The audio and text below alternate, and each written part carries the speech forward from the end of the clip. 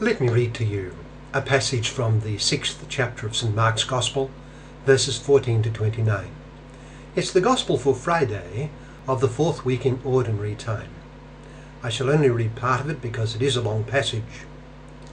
St. Mark writes, Herod himself had given orders to have John arrested, and he had him bound and put in prison. Herodias nursed a grudge against John and wanted to kill him, but she was not able to because Herod feared John and protected him, knowing him to be a righteous and holy man. When Herod heard John, he was greatly puzzled, yet he liked to listen to him. Finally the opportunity came. On his birthday, Herod gave a banquet for his high officials and military commanders and the leading men in Galilee.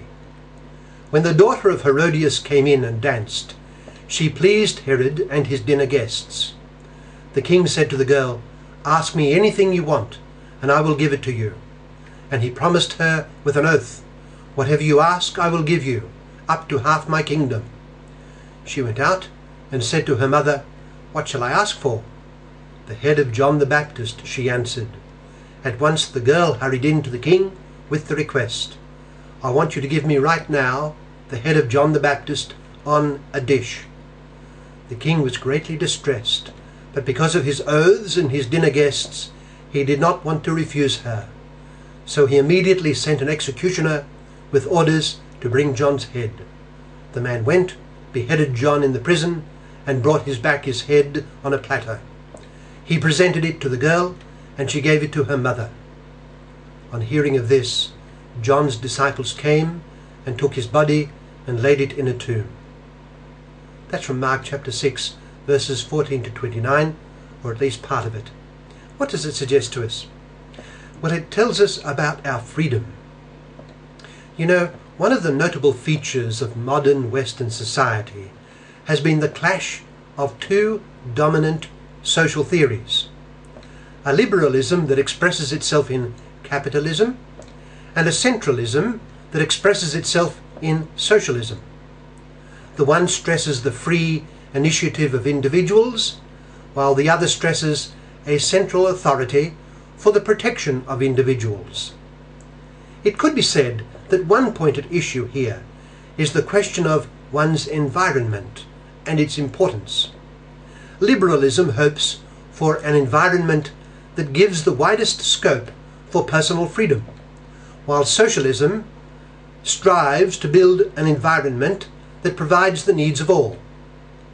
The dangers and possibilities of both are reasonably clear, and the challenge for each is to keep everything in due balance. But let us take the case of one of the founders of modern socialism, Robert Owen. Perhaps the greatest Christian thinker of 19th century Britain, John Henry Newman, had a brother, Charles, who abandoned Christian belief and became a socialist, more particularly a follower of Robert Owen. So Robert Owen, who lived from 1771 to 1858, built his socialist theory on a few philosophical pillars, one of which was the denial of free will. No one, Owen thought, was responsible for his will and his own actions, because his whole character is formed independently of himself. People are products of their environment. Now the point I wish to highlight here is this stress on man's environment, because this stress has become common in so much of modern thought. Of course, there is no doubt that environment is critically important, especially for those whose power of free and responsible choice is yet to develop, such as the young. But the exercise of personal freedom, whatever be one's environment, is of critical importance if a person is to flourish. And our gospel passage today that I read earlier illustrates this. In the case of Herod, we see what happens when environment shapes human action. Herod had the advantage of frequent contact with John. Ironically, he was, we might say, in the best of environments. But what happened? We read that with John imprisoned, Herod feared John and protected him, knowing him to be a righteous and holy man. When Herod heard John, he was greatly puzzled, yet he liked to listen to him. So Herod, according to St. Mark's account, had some redeeming features, certainly more than Herodias his wife. He had something of a conscience, and recognized and had a certain respect for holiness. But consider how easily and how greatly Herod fell. He suddenly had John executed. While the event was a spiritual triumph for John the Baptist, it was a catastrophic moral fall for Herod. He had been in one environment, but fell when he was in another. What brought about the fall? It was the fear of what others would think.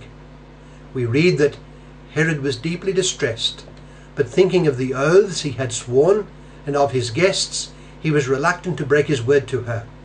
So the king at once sent one of his bodyguard with orders to bring John's head. The man went off and beheaded him in prison. That is to say, the pressure of human respect and personal vanity in the presence of others led him to violence against a person of great holiness, one whom he knew, frequently heard, and indeed admired. Herod had before him a person of very high holiness. This shows dramatically that no matter what graces are offered, no matter how near God may be, one must exercise one's own freedom and be vigilant against sin. A good environment is not enough to produce goodness of life. Let us take an even more serious scenario. Consider the familiarity and constant company Judas was granted with Christ himself. What an environment this was! Judas was counted as one of the personal friends of God the Son made man. He had the blessing and the training to be a direct associate in the work of Jesus Christ. How could such a person have ever gone wrong? Yet he went so terribly wrong, doing in his own way what Herod had done to John.